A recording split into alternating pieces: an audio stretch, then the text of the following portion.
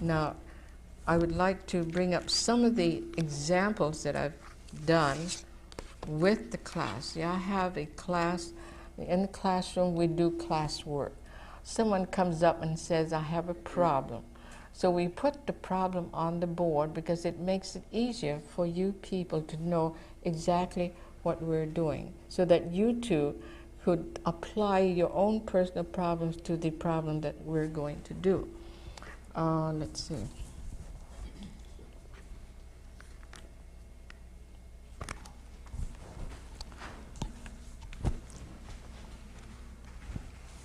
Can I have your assistance? Art? Yeah. I can't write as well as he does.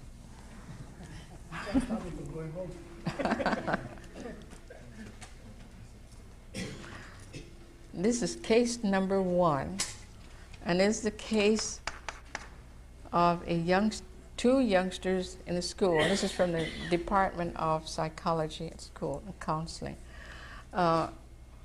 Character A is a young man.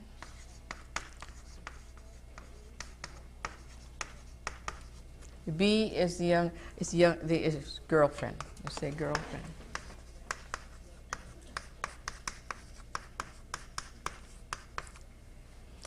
All right. The young man wants to continue his college career.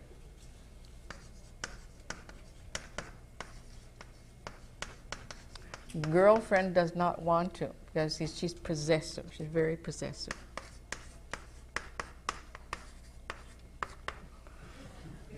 The young man goes to the mainland for a trip.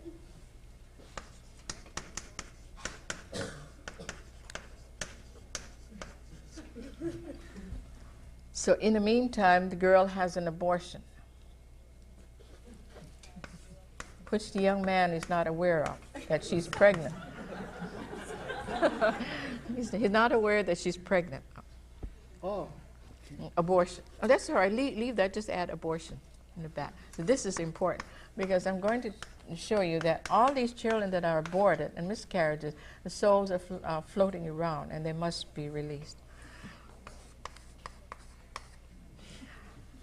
Young man returns, so they have a confrontation. Returns from the mainland. So they have an argument because she wants to get married. She wants to get married. So they come to the counselor to see what can be done in this particular case. Yes. So, in the meantime, wherever she goes, she hears a baby crying. Hears baby crying. And she complains to the counselor that I go to my mother's house, I hear a baby crying. I go to my uncle's house, the baby is crying. I'm at the supermarket, I hear a child crying. And it just drives her bananas to begin with. That's right. And so there's a conflict between the two. And so when the professor talked to me, he's one of my students, so I said, okay, the main thing is, what is the problem she has is the child, the aborted child. Does he know about the child? Does he know that she is pregnant? No, he doesn't. He's not aware of it. Not aware of it. So then, when the two were brought together, I asked the professor first to do a ho'oponopono in absentee on behalf of the young man and the young girl, the young girl and the young man. First, between the professor and these two, and those two with him, because he has to clear his path. And then the young man and the girlfriend with him. Now this is all being done in absentee. The young man is here and the girl is here. So she does on behalf of the young man and the young girl and the young man. Okay. So when he kept saying, but she still hears the child. I said, okay, we'll work on the child. We must get that child, work on that child, and release the child. The child is unhappy, just floating around. So because she had aborted, it's bothering her. See? So we do a ho'oponopono for that child. Ho'oponopono for child.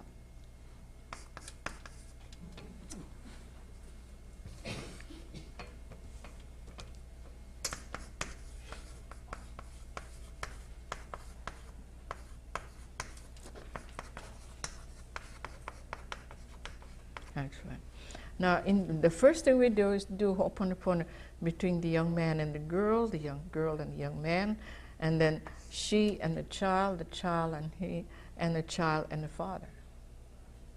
And the moment you did that, the girl doesn't hear anymore. And then as a result, after this child was released, the girl decided it was wonderful for him to continue his career, and now she's going to college.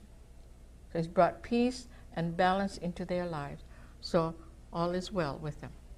So the idea of doing Ho'oponopono works. It worked in 2 weeks, which normally would take 2 years for the professor to do, in handling a kind of a case like that.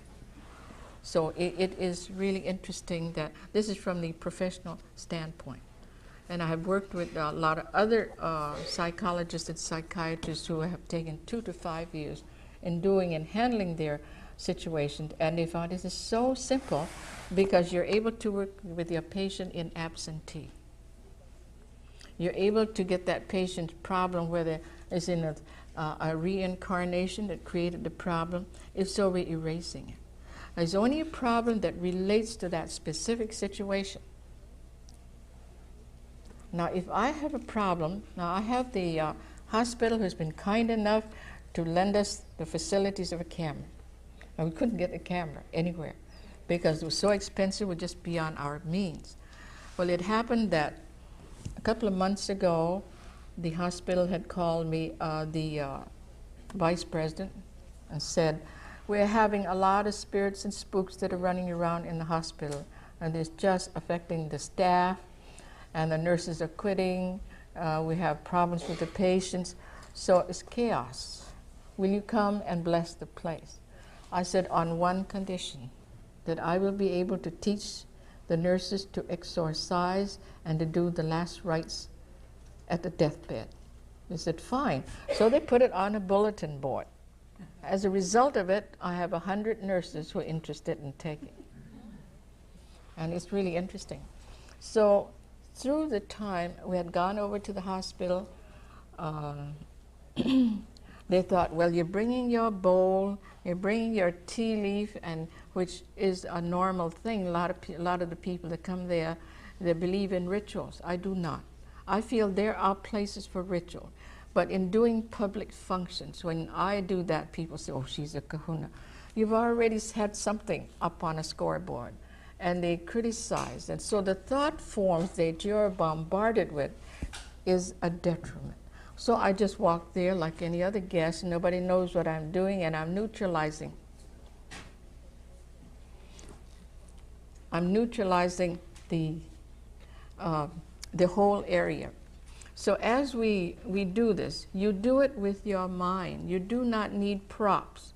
You do not need anything, just your mind. How many of us use our mind? Very, very little. Now, it doesn't matter whether you're Hawaiian or Chinese or Japanese or who it is. We all have the same kind of mind. But it's the idea of utilizing that mind to its fullest extent and to be able to reach out into time. Now, I was talking at the social psychology class, and it was rather interesting because I think it impressed a lot of the youngsters that you were able to reach through this span of time and be able to do the cleansing from there to the front. Now, it doesn't mean that doing karmic cleansing will release all the karmic problems that you have done. It does not mean so. It would mean karmic problems that relate to that specific situation. So that anything, so when we're doing it, we find anything that is related, you add to it. See, when you say those that are on the board, and anything else that may be related that is unbeknownst to you, there is an Aka cord connection. There is an Aka connection, whether it's a phone message, a letter, or just a thought. It is added to the case. So this case, it took us about quite a large area to work with, because you're picking out the people that are involved. People that are involved. So, so it is interesting, because when you go into, this is a simple case, very simple case. When you go into a much more difficult case, then you find it takes about 2-3 blackboards. We take that whole wall to cover the possibility of people that are affected by it. Yes. Do you need the cooperation or the agreement to do this for each of those people in the couple? The question has come up if I needed the cooperation or agreement of the persons involved. No, not at all. Because all the people that we're working with, we've never met, we've never communicated at all. But the name is the link. The name is the link. Yes. Do you need the agreement of their Omakua? This is a very interesting question. Do we need the agreement of the Omakua? I say yes, definitely yes. Now, for example, I'm going to work on you. This is why you must clear yourself up with the Divine Creator and the Omakuas, of his family, relatives, ancestors. So when you do that, you're clearing yourself with them. Then you're able to go into this. So with the professor, he had to clear himself up with all of the Omakuas, relatives of this young man, also of the girl. This is very important for us. And to me, it's so significant. Just erase. Let's say you're doing a past life memory. You have to get the permission of all the Omakuas, of everyone involved in the past lives too. Well, the point is, we are supposing, the question said, do we have to have the approval of all the Omakuas in past incarnations? Well, supposing I had a flashlight and I sent the beam out to the door. It's passing through many frequencies out through the door. Anything within that scope of light will be receiving my approval. I'll receive the approval. But it's only going to draw that specific aspect. Thank you. You're welcome. Yes. Can you help someone without them asking you to? Because wouldn't that be interfering with free will? No, this is why you're talking to the Omakua of that person. Allow me to.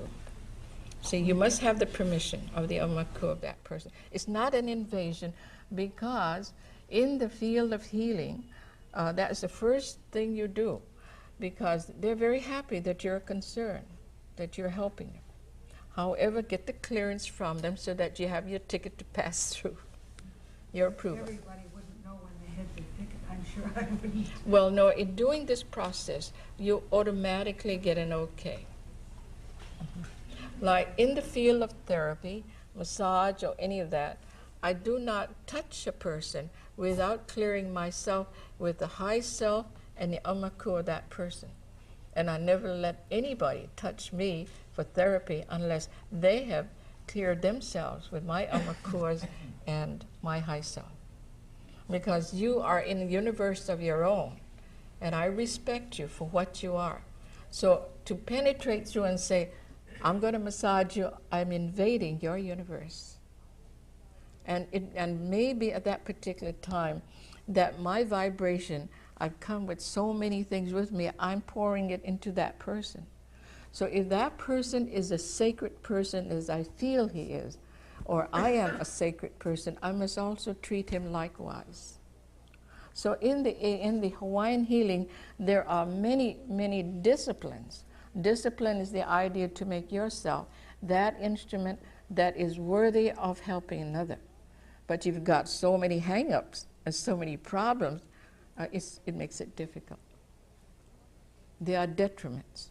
So that's why we do the Ho'oponopono to clear the garbage, and then makes it easier, even though we're not able to heal, but we're able to open the door so that the practitioner, the doctor, the nurses are able to care for that person, minus all the garbage that has been accumulated. it opens the door. And I have been called to the hospitals to talk to some of these patients that are dying, terminal cases particularly, who are in deep pain. So just doing the Ho'oponopono alone actually releases that tension, and you find that when they lie down and they smile, they pass away in a very happy situation. In other words, we are preparing them. So when we do the Ho'oponopono or last rites prior to their passing over, you find it's very easy for that person to pass over, because the Hawaiians believe that the soul remains over the body for about 3 days. We say 3. Today's laws require the immediate work on a patient. Well, in order to do this, the nurses, this is what I'm teaching the nurses. I gave the course last Friday, and they were just ecstatic over it, because they will be able to help those souls that are wandering around in the hospital. The beds would shake, tilt back and forth. There's nobody in the bed. It scares the nurses. There's a fellow that goes up and down in the elevator, and they know he's a spirit, but you couldn't get him out of the elevator. And a patient was lying, had just been admitted into the room, and as she's sitting there, she noticed this Filipino man sitting in the corner at a chair. So she evidently was a clairvoyant, because she talked to the man. She said, "What's the matter?" He said, "I'm so tired and exhausted." And he said, "You know, I passed on at 9 o'clock, but I'm down, my body is downstairs, and I don't know where to go, so I've come back to my room to sit." So the woman pressed the buzzer and called the nurse. "Will you kindly take me and move me to another room to allow this gentleman to have his last rest on the bed until he's prepared to go to the mortuary?" So these are type of experiences many of the nurses are getting. And so we're able to go into that. Walking on the grounds in this hospital yard was a parking lot. So I walked there and I stopped, and I saw this man curled up, all twisted. So the executive said, "What is the matter?" I said, "There's a man that died here and he's still stuck here." He said, "It's interesting because the old age home was right next door, and there were a lot of plants around there, and the old man must have gotten out, and they looked for him, couldn't find him.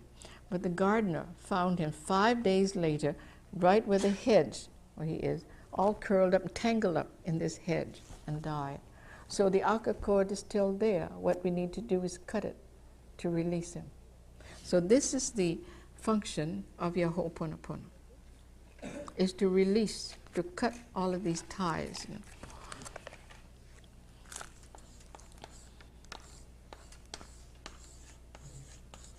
I'd like to, I'm sure that whoever, this particular party wouldn't mind my bringing this case up. Case number 1.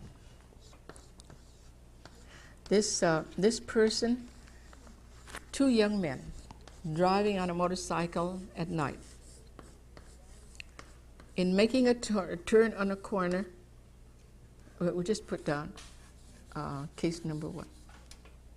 Yep. Okay. Case 2. Yeah, I'll make 2. Case number 2.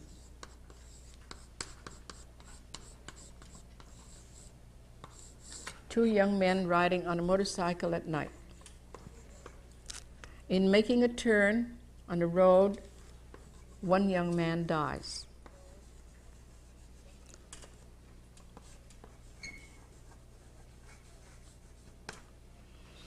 All right, now, how would I do this case? So I put A would be the name of the young man that was driving. Put A. A is the driver. We put the driver. Number B, no, B way down here, because it's B down here. Way down here. No, right down here, right there, B. The victim. This is the victim of the accident or passenger. So we start with that, and the class, I left it open for the class to put in more into this. So someone said, death on the curve. Where? So the name of that place was Dead Man's Curve. Dead Man's Curve, right on the curve. Dead Man's Curve, right under there. Yeah.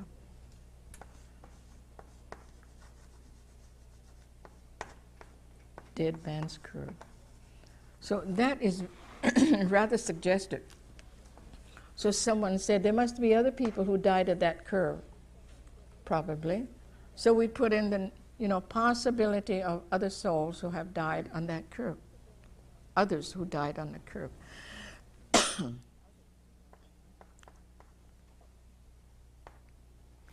I was just wondering, is it too much if we started from the top? We won't have, or maybe, do we have a side? Oh, that's fine.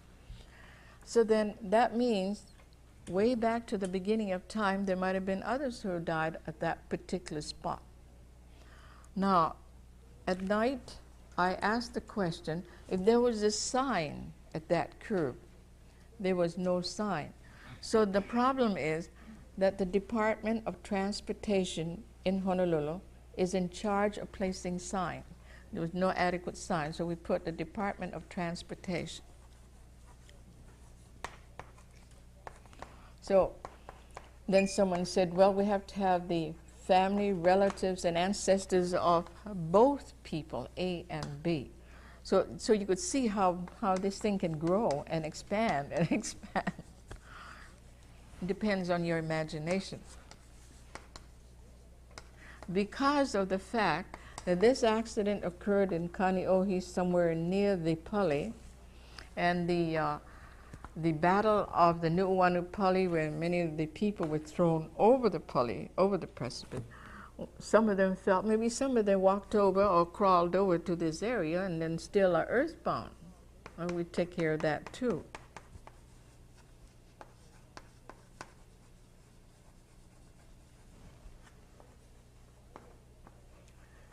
Then I asked, why did the young man pick up a motorcycle when he didn't have a license to drive?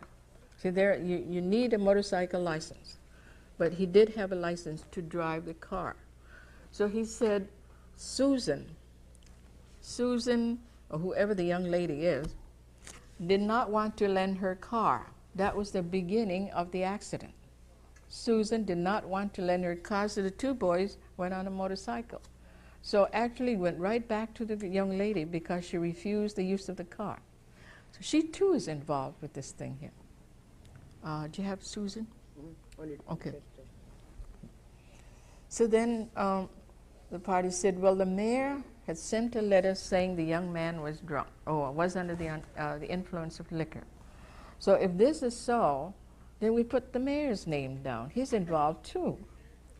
I see the connection. You're talking about Aka chords, I tell you, it runs the gamut from here to there. Then we talk about the fact that when the ambulance came to pick the young man, that would be the ambulance driver, the doctor, the nurses, the coroner.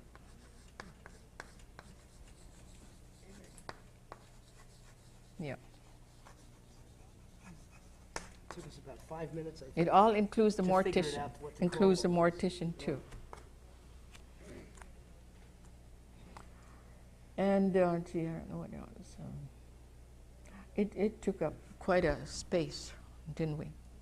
In that. About 3 times this. Yes. Blackboard one. But it gives you an idea how this can be expanded out. And you can sit and think, well, it's maybe somebody else, so we put it on. We never leave anybody out. Possibilities are. So we put it on, and then, so what we did was to do a ho'oponopono on ourselves first. Then we as a class would do ho'oponopono with these people, and all others, unbeknownst to us, that are related.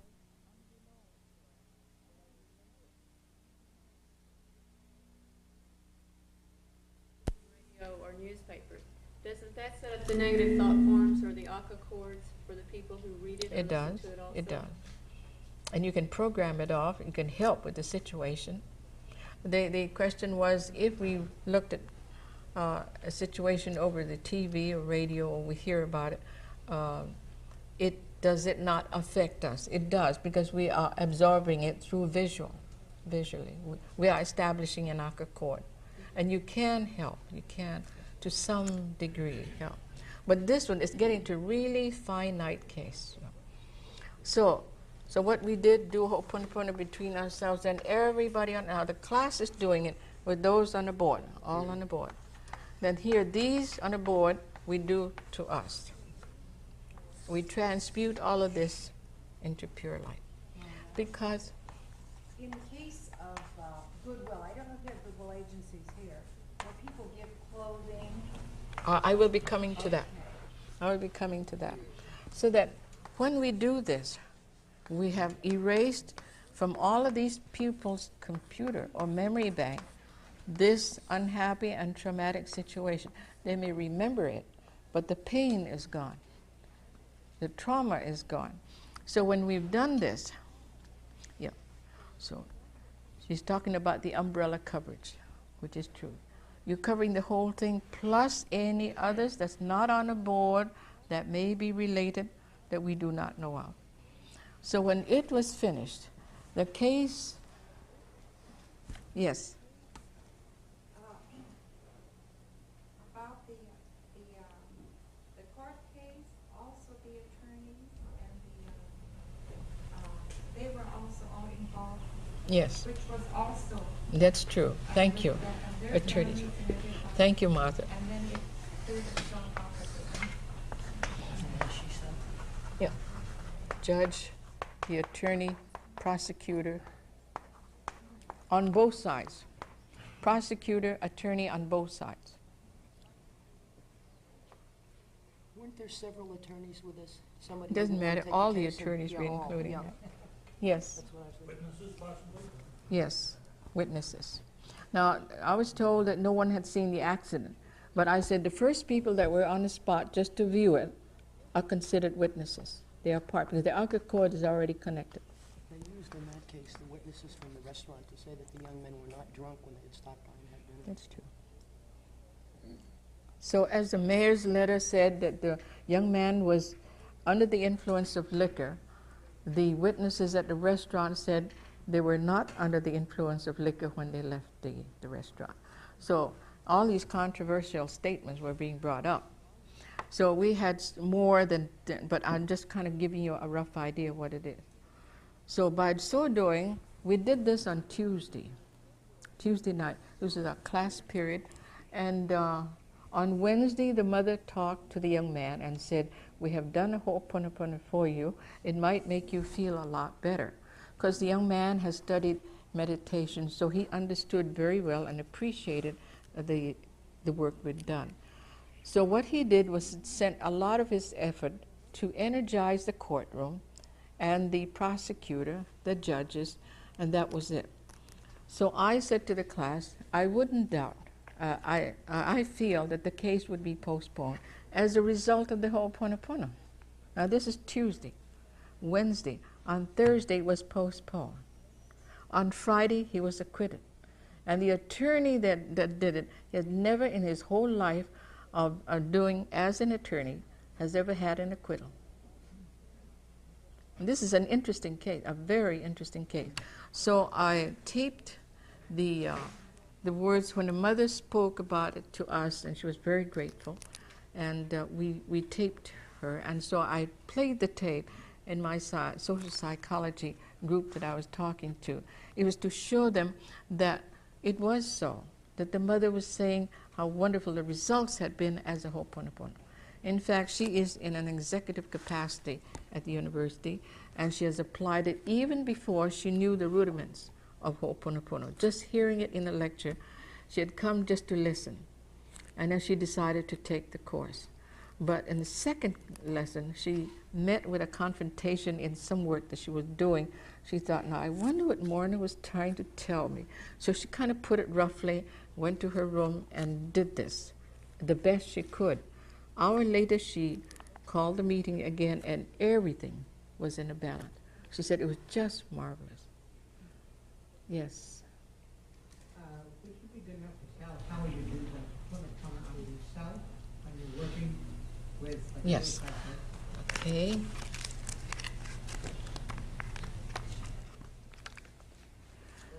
Yes.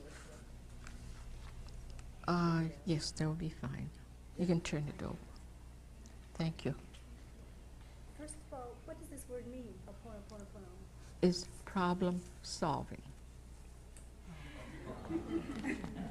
Problems. I might add, this is problem and karmic cleansing. Karmic cleansing and problem solving. I didn't do it. That's okay. That's fine too. Would you erase that? I hate to erase this.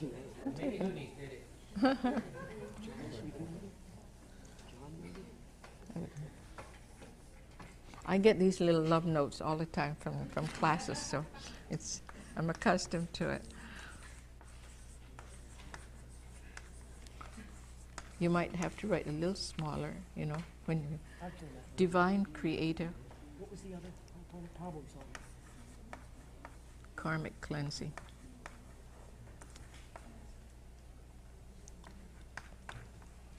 Do you know if that was the definition? No, it's okay, just problem solving. Under it is karmic cleansing. No, right here. Yeah, karmic cleansing.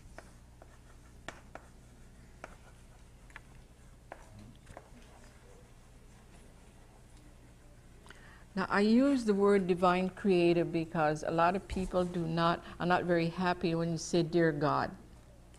There's some people.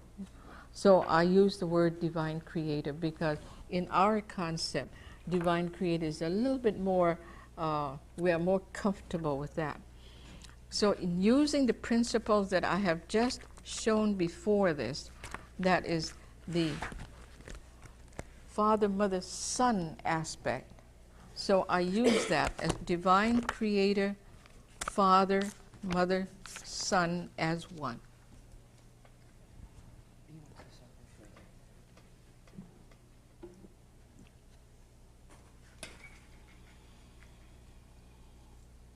Yeah.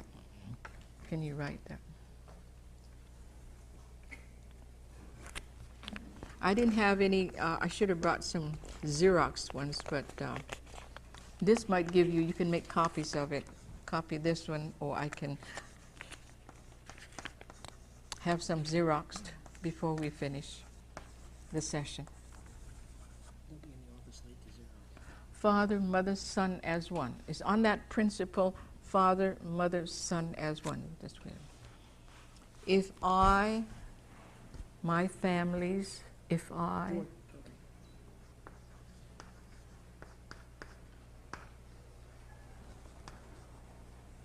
now remember, you're not asking forgiveness for yourself alone.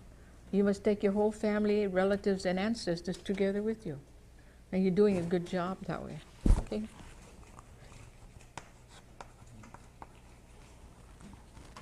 It's a little difficult for me for a while to talk to a lot of people that ancestors are very important.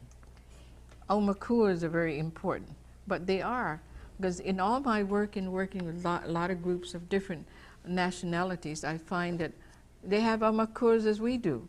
And they're just concerned about their descendants as ours are.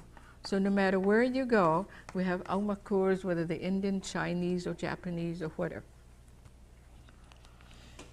KUA. Oh, that's right. I didn't know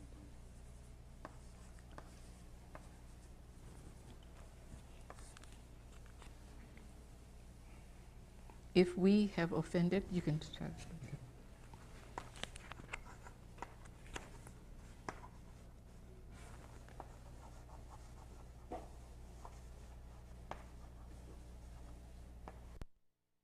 families, relatives, and Yeah. ancestors. In thoughts, you put it out here because you will be running out. In thoughts, words, deeds, and actions. This is similar to your Lord's Prayer anyway, to your 23rd Psalm, to many other prayers. But however, I find this most effective. And I find that people of different nationalities are able to use it very effectively, even in their own language. Okay. From the beginning of our creation. Now, when I say from the beginning of our creation, because we don't know when we were created. And according to my own knowledge, is the fact that when we were created, we were a blueprint. That blueprint was from the beginning to eternity. Where on this whole spectrum you are, I don't know.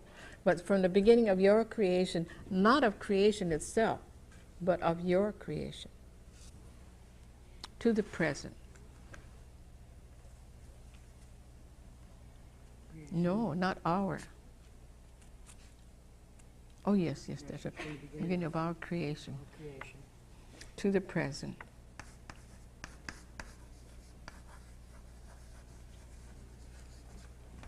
Humbly, humbly.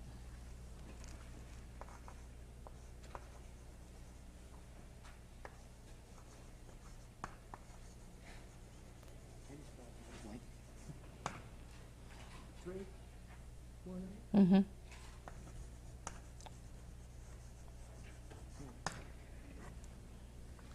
We ask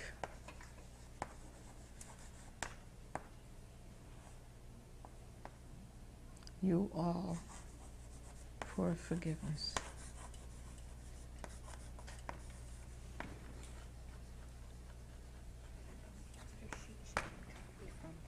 Yep. Okay. Okay. Yeah, you could take from there.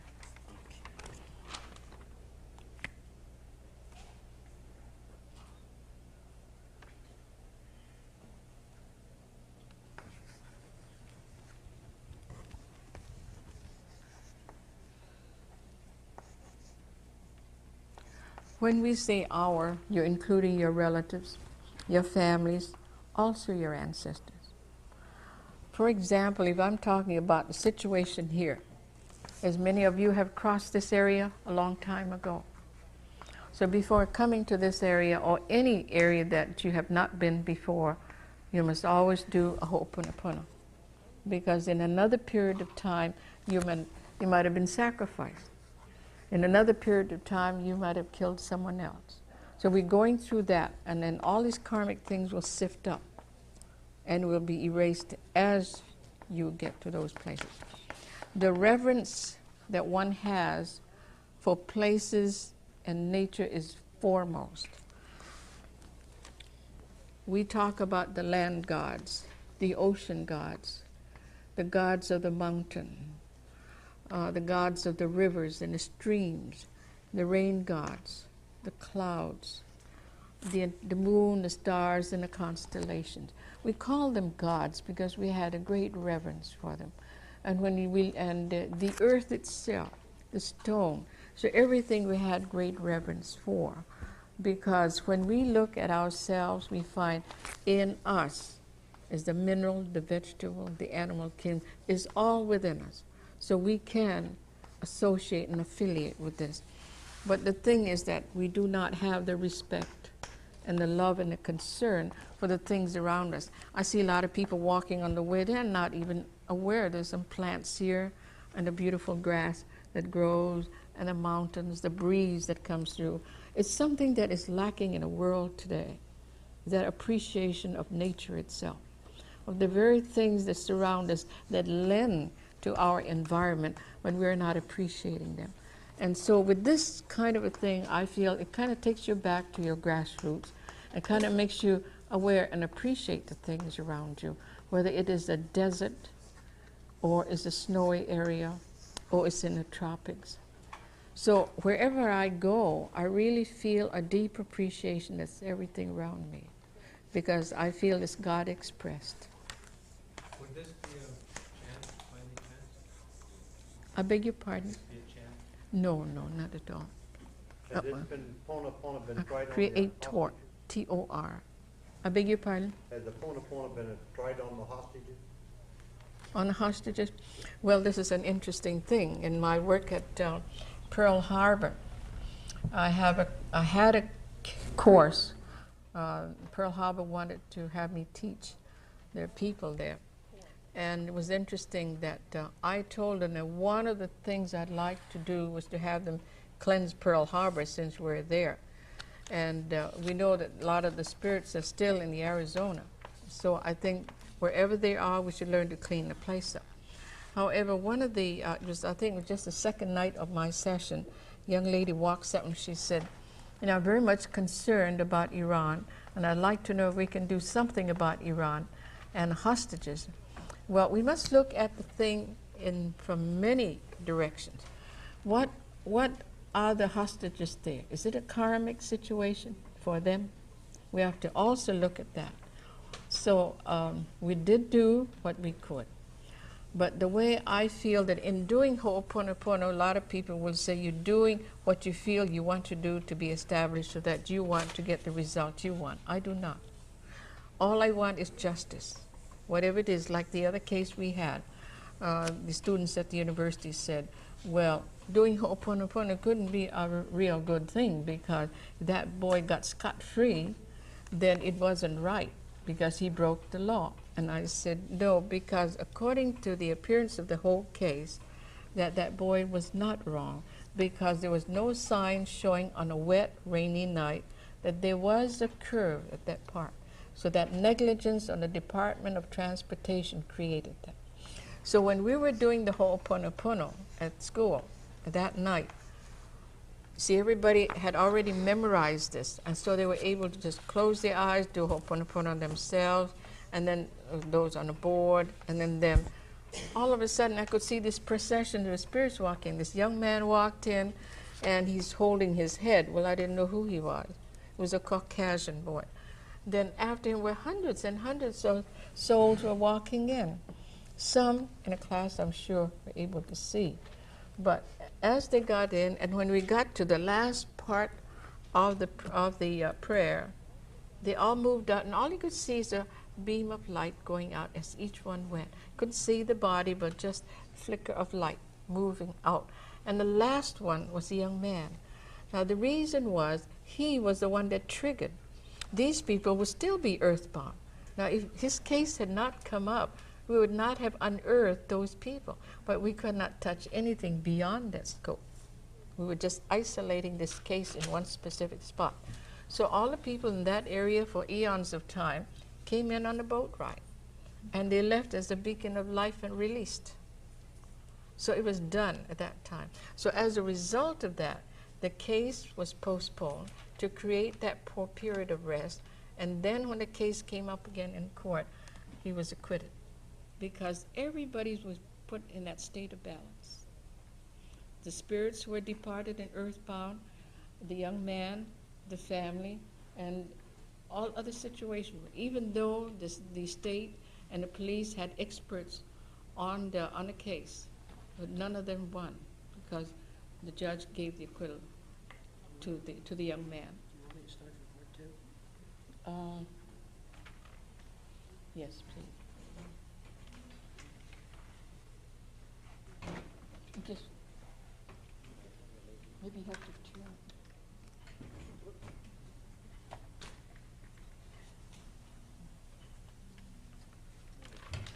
Substance. No.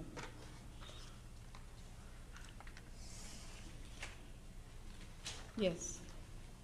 May I just ask one thing?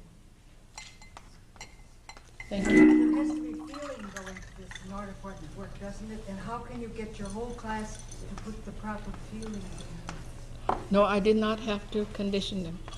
This Just in words will put without the feeling? well, I think when you have a case like that, I think the question is, do we have to have a feeling from the class to have the input? If one person was doing the Ho'oponopono correctly, the others wouldn't even matter. Oh yes, it didn't require a mass. It just required one. But the only purpose I did that was so everyone would kind of get into the flow. And then once this is programmed into your computer, you do it about 3 or 4 times, and then the computer says, look, I know all of that prayer already. So we use Ho'oponopono as the trigger point. So whenever you say, Divine Creator, Father, Mother, Son as one, I wish to do a Ho'oponopono between myself and John Doe and myself. Sever, cut, and transmute. Now the word transmute. All these unwanted negative memories, blocks, vibrations, and energies to pure light. It is done. It's completely finished at that moment. And it is done. doesn't have to go from No, lower but south this to one, the you're higher doing south. it to program. Like when you have a computer, you program it. You put all the information you need into the program. But some people's computers are not as apt to absorb it rapidly because you are reconditioning your cells. So many of us have had to go, we're Catholics, Mormons, Buddhists, Shintoists, whatever we are. We have certain affirmations to do, certain mantras to do. So we've been conditioned that way, and to kind of go into this is a little difficult for some. So I say if you do this 4 times, you should have programmed it into your computer so that all you do, Ho'oponopono, it pulls out the ticker, Ho'oponopono. Between who and who? Mr. John Doe and Mary Jane and John Doe. Then you do the other, and when you say it is done, it's automatically out of your computer. So the part is that you're able to do it in absentee makes it a lot better. Now I had a Ho'oponopono for this young lady who had come over from the mainland. She was probably divinely guided to come here, left her car in the middle of the highway, got the United Airline plane, got here, went to stay at her family's home. And they realized she was possessed.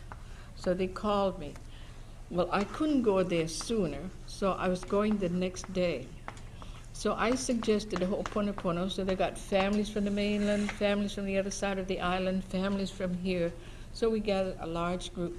Now, as I looked at all this family, I realized that the families were so fragmented that it was almost difficult to do a Ho'oponopono.